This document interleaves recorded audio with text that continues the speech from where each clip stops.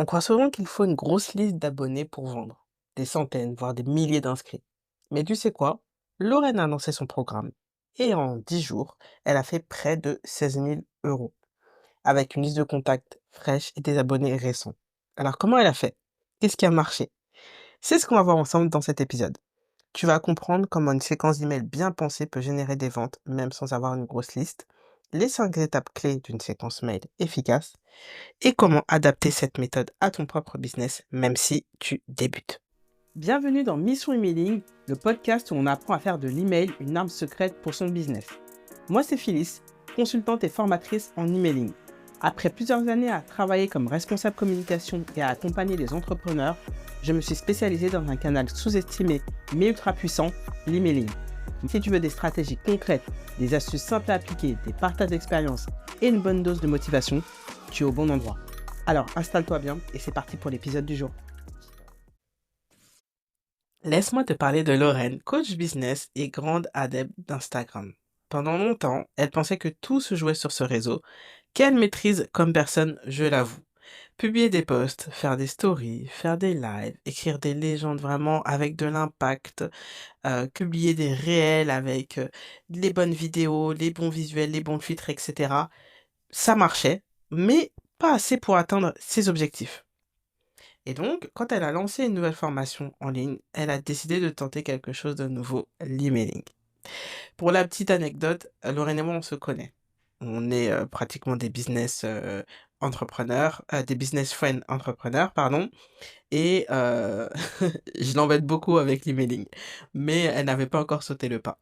Et donc là, pour cette nouvelle formation en ligne, bah voilà, elle s'est dit, bah je vais sauter le pas. Allez, je vais tester ce lancement sur Instagram, mais avec l'email pour voir ce que ça donne et si c'est véritablement puissant. Donc, elle m'a contacté pour que je puisse l'accompagner à faire un lancement par email. Et donc, j'étais en charge de rédiger, tous ces emails, de vente pour ce lancement. Et donc pour promouvoir cette, nouvelle formation en ligne, elle a décidé de lancer une masterclass, gratuite. Et donc pour être beaucoup plus précise, sa formation en ligne, c'est autour des produits digitaux. L'objectif, c'est, de pouvoir, avoir une source de revenus, secondaire ou alors de, changer d'activité et se reconvertir, avec, un produit digital qui te permet de générer beaucoup plus de revenus. Et donc pour lancer cette nouvelle formation en ligne, donc c'était via une masterclass et les emails ont été adressés à travers une audience bien précise. J'ai décidé de ne pas, arroser, on va dire, toute sa liste et de me concentrer sur, les inscrits à sa masterclass, offerte, heu et les contacts récents qui étaient inscrits à sa liste mail, d'un peu moins de 3 mois. J'ai exclu les clients existants et les abonnés, peu engagés. Pourquoi? Parce que ça ne servirait à rien si ce n'est, qu'à nuire à ma délivrabilité et à mes résultats. Donc je me suis plus concentré sur, ces segments-là et pourquoi les contacts récents? Parce qu'ils viennent d'arriver, ils sont beaucoup plus engagés et beaucoup plus, enclins à passer à l'action.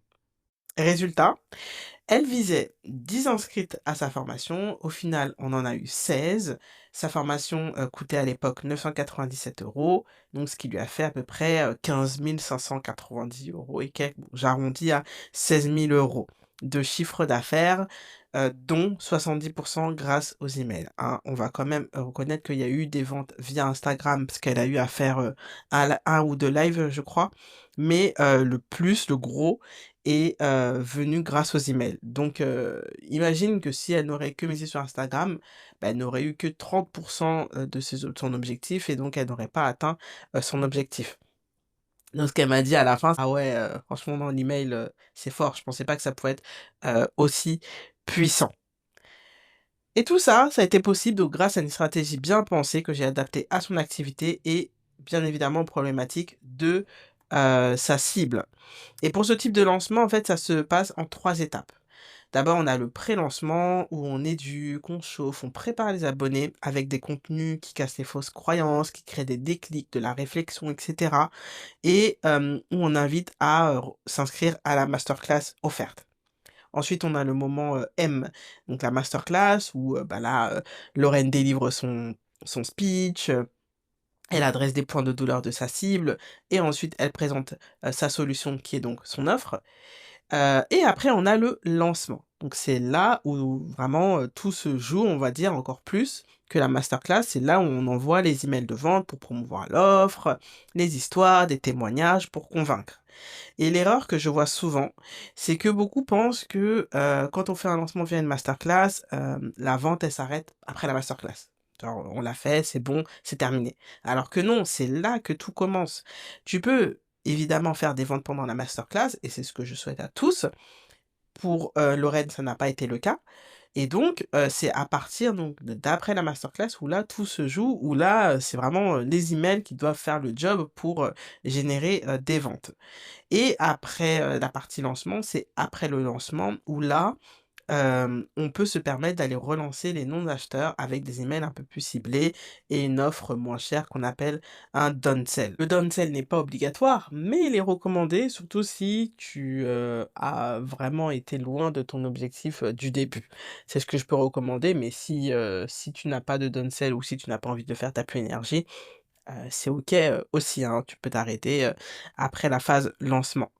Donc maintenant passons à la phase décortiquage. Je vais, te présenter, étape par étape, enfin email par email, ce que j'ai écrit, les contenus pour que tu saches un peu le fil conducteur que tu puisses, un peu appliquer pour, ben, pour ta propre activité. Alors pour Lorraine, j'ai décidé, de rédiger à peu près, une dizaine d'emails sur, bah, à peu près, une dizaine de jours. Et alors je ne compte pas les emails, avant le lancement, donc qui invitent à s'inscrire à la masterclass, qui teasent un peu, ce qu'on va retrouver dans la masterclass et cetera. Bien évidemment, ça fait partie du package, mais là, je vais juste parler des emails de vente en eux-mêmes. Mais bien évidemment, quand tu fais une masterclass ou même un challenge ou autre, il y a des emails en amont de l'événement qu'il faut envoyer aux abonnés et aux inscrits pour créer de l'intérêt, maintenir l'intérêt et aussi s'assurer que tu auras des présents en ligne. Ça, c'est à ne pas, négliger. Mais concentrons-nous sur, la partie email de vente. Donc, après que la masterclass a eu lieu, il y a eu un envoi du replay et donc la présentation, beaucoup plus officielle, de l'offre. Donc là, un email clair, enthousiaste, parler des bénéfices, donner de l'envie et un lien direct pour acheter et en gros, voilà, ça pose les bases et ça donne, un cadre. Ça peut pour cet email-là, moi, j'ai décidé de plutôt d'éveiller la curiosité en partageant une frustration courante et je me suis basée sur, hem, un sujet que, Lorraine avait partagé dans sa masterclass, qui est un peu la galère du 9 à 5, de travailler de 9 heures à 17 heures. Et donc souvent, ben, on est saoulé, on métro boulot dodo, on a envie de changer de situation, mais on peut pas se le permettre. Donc on reste un peu, bah, bloqué dans cette situation-là heu, avec, pas autant de revenus qu'on aimerait, avoir, on demande des augmentations à notre boss, mais elles sont refusées et cetera. Donc j'ai partagé un peu cette frustration qui touche beaucoup de personnes et j'ai, contrebalancé avec, ben, alors qu'en ayant un produit digital, tu peux augmenter tes revenus sans forcément dépendre de ton emploi salarié. On te refuse ton augmentation, c'est pas grave, tu as ton produit digital à côté qui, tourne et qui te permet de générer du revenu. Donc voilà, j'ai mis ça en avant et ensuite, j'ai partagé, bah, «la solution» entre guillemets qui est, bah, le programme de Lorraine, une méthode simple pour faire décoller, tes revenus même si tu pars de, 0 et donc voilà, c'est vraiment mettre en avant les bénéfices, concrets et bah, appuyer sur la plus grosse douleur de sa cible et donc toi, si tu es amené à parler de ton offre, c'est vraiment ça. Pense à la plus grosse douleur de ton audience et pose une question qui pique. Il faut un peu, titiller un peu la douleur de ta cible pour ensuite présenter, la solution, montrer que c'est possible de sortir de cette situation-là grâce à ta, solution. Dans le deuxième email, j'ai décidé, d'être un peu plus, perso, de faire un peu plus de story, telling et de créer une connexion émotionnelle et donc là, j'ai partagé une anecdote, enfin le propre parcours de Lorraine, ses galères, ses doutes, ses échecs avant de vendre et donc ce type de récit-là, en fait, ça humanise. Ça crée une connexion émotionnelle forte entre toi et ton abonné qui se dit: «OK, elle est passée par, là où je passe, donc elle sait de quoi elle parle et elle comprend ma situation et donc elle est potentiellement la bonne personne pour m'aider à sortir de là vu que elle a réussi à s'en sortir». Donc hem toi aussi, partage une histoire authentique de ton parcours ou une difficulté surmontée, sans forcément rentrer dans les détails, mais pouvoir toucher aux émotions et créer cette connexion, on se doit d'être un peu vulnérable et de partager une partie de notre histoire pour, créer un effet miroir avec ses abonnés. Par exemple, bah, je me suis retrouvé à créer des posts Insta tous les jours et zéro vente. Jusqu'au jour où j'ai compris, bah, que c'était pas une question de travail acharné, mais de stratégie et cetera et cetera. Dans le troisième email, j'ai décidé de casser des fausses croyances ou des préjugés que, on peut tous avoir et de montrer que, bah, non, tu penses ça, mais en fait, c'est quand même possible. Et donc là, ce que j'ai fait, c'est que j'ai pris un commentaire que j'avais vu sur un de ces posts Insta, d'une fille qui disait, «Mais n'importe quoi, si ce serait facile, tout le monde réussirait», enfin voilà, en gros un truc, c'était un peu du mytho, je sais pas quoi. Donc j'ai repris, ce commentaire-là, je l'ai même, j'ai fait une capture et je l'ai mis dans l'email et donc d'abord je suis allé dans le sens de la personne. C'est vrai que si on pense ça, oui, c'est difficile, oui, si ce serait beaucoup plus facile, tout le monde y arriverait et j'ai cassé ce préjugé-là avec, la propre histoire de Lorraine mais aussi avec de la preuve sociale, donc des clientes qui ont suivi sa méthode et qui ont, réussi. Donc, ce mail-là, je le trouve puissant parce que des préjugés, on en a tous, des fausses croyances, on en a tous, pardon et parfois on n'ose pas le dire à haute voix, mais c'est à toi vraiment de les adresser, pour casser, et lever les, objections. Dans le quatrième email, j'ai fait imaginer, ça aussi ça marche bien, c'est de faire rêver, de «vendre» entre guillemets du rêve à, tes abonnés et donc là, l'idée c'était, d'inviter, ses abonnés à s'imaginer avec la transformation qu'elles souhaitent, la situation rêvée, à visualiser leur succès grâce, à sa formation en ligne.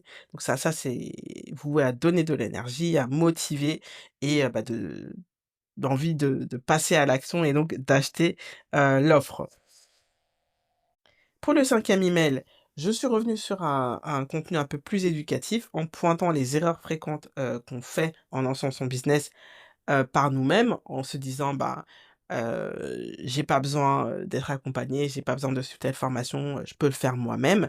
Mais au final, bah, on fonce dans le mur ou on perd du temps et donc j'ai adressé quelques erreurs de ce style-là, montré encore une fois, son parcours et illustré avec de la preuve sociale. Ce qui était bien, c'est qu'elle avait quand même pas mal de clientes qu'elle avait déjà accompagnées et ça franchement, c'était du pain béni pour moi, pour pouvoir distiller un peu, toutes ces preuves sociales, dans les différents emails. Donc toi aussi, pense aussi à ce type d'email pour éduquer encore ton audience en parlant des erreurs à ne pas commettre et te positionner en tant que, bah, experte et personne mieux placée pour, les accompagner.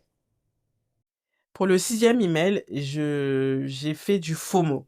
Je sais pas si tu connais, ça s'appelle Fear of Missing Out, c'est-à-dire, bah, en gros, montrer ce que tu risques de louper si tu ne te lances pas, si tu viens pas, voilà. Donc j'aime bien aussi ce mail FOMO, qui souligne en gros, bah, le risque de ne rien faire. Ce qui se passe si tu passes pas à l'action, les regrets, les opportunités, manquées. L'idée, c'est de faire un réveil un peu bienveillant pour, pousser l'audience à agir au lieu de rester, immobile. Ça aussi, ça marche bien pour, les retardataires. Pour le septième email, j'ai ensuite appuyé sur une douleur spécifique, une frustration précise que l'audience connaît bien pour remettre un peu le besoin en lumière. Et le huitième email était exclusivement consacré à lever les objections, donc via une foire aux questions. Je pense que tu l'as peut-être vu. L'idée, voilà, c'est d'adresser les questions qu'elle a souvent reçues ou même celles qui sont issues de sa page de vente et y répondre, par email. Donc là, l'idée, c'est de lister, allez, 5 à 6 questions, récurrentes et répondre, franchement, du genre: «Je débute, est-ce que c'est pour moi? Est-ce que j'aurai le temps? Est-ce que ça va marcher pour moi?» blablabla. Donc ça aussi, ça marche bien pour, lever les freins, à l'achat et ensuite, le neuvième email, j'ai, terminé avec un témoignage client où là, j'ai vraiment pris le temps de décortiquer Donc c'est vraiment une success story concrète, hein, d'une cliente qui était satisfaite et qui rassure et qui montre que l'offre marche, peu importe, le type d'activité. Et pour le dernier mail, donc c'était un rappel pour, annoncer que les portes vont se fermer, l'offre promotionnelle va se fermer. Donc là, c'est, mettre en avant, l'urgence sans forcément être agressif, mais rappeler la deadline, rappeler aussi la valeur, du programme, les bénéfices, la transformation et voilà, donner envie de passer à l'action sans forcément culpabiliser si on ne le fait pas, voilà. Après, on peut envoyer un dernier email bonus le jour même, quelques heures avant la fermeture, des portes, heu, court, vraiment très court, pour encourager, la team last minute, comme moi j'aime bien les appeler, à passer à l'action. Parce que ces 2 derniers emails, c'est souvent là où il y a beaucoup plus de ventes parce que les gens réfléchissent ou même oublient parfois. Donc ces emails sont pertinents à envoyer pour ce type de personnes. Donc si tu prépares un lancement, quelle que soit la période, voilà un peu un plan d'action concret pour toi. Alors déjà, pense à la frustration numéro un de ton audience. Formule-la sous forme de question et ça doit être inclus dans, le premier email où tu annonces ton offre. Planifie ta séquence, donc un email par jour pendant, 5 jours. En moyenne, c'est, la durée des lancements. Ça peut être un peu plus, un peu moins. Tout dépend, du prix de l'offre, mais en moyenne, c'est, 5-7 jours. Anticipe les objections, dans un email dédié, donc FAQ. Et n'aie pas peur de répéter ton appel à l'action et aussi, de la preuve sociale. Les gens ont besoin de plusieurs rappels avant de prendre une décision. Donc, rappeler les bénéfices, la transformation, saupoudrer, j'ai envie de dire, de preuves sociales pour rassurer, c'est vraiment important pour, générer des ventes. Et donc pour conclure, ce que j'ai envie de te dire, c'est que, tu n'as pas besoin d'une grosse liste, hein. Lorraine, de mémoire, elle avait, un peu plus de 2 000 abonnés, mais j'ai pas envoyé les emails, à l'ensemble des abonnés parce que je sais que j'aurais floppé, par expérience. Et donc je me suis concentrée sur, comme je te l'ai dit un peu plus tôt, sur les abonnés, récents, donc moins de 3 mois et sur les inscrits à sa masterclass. Ensuite, pense bien à structurer tes emails en séquence, pas en one shot comme je te l'ai, dit un peu plus tôt, avec, du storytelling, le cassage de fausses croyances, la projection, le FOMO, les erreurs à éviter, lever les objections, les témoignages clients, enfin en mode étude de cas et cetera. Et bah, bien évidemment, passe à l'action, hein. C'est pas magique, il faut passer à l'action. C'est une méthode prouvée et qui fonctionne et c'est en te lançant, en l'ajustant au fur et à mesure, que tu auras, de plus en plus de meilleurs, résultats. Et si tu veux qu'on construise ta séquence ensemble, pas à pas, main dans la main, je te mets un lien dans la description pour, booker un appel découverte et qu'on en parle et qu'on planifie ça ensemble.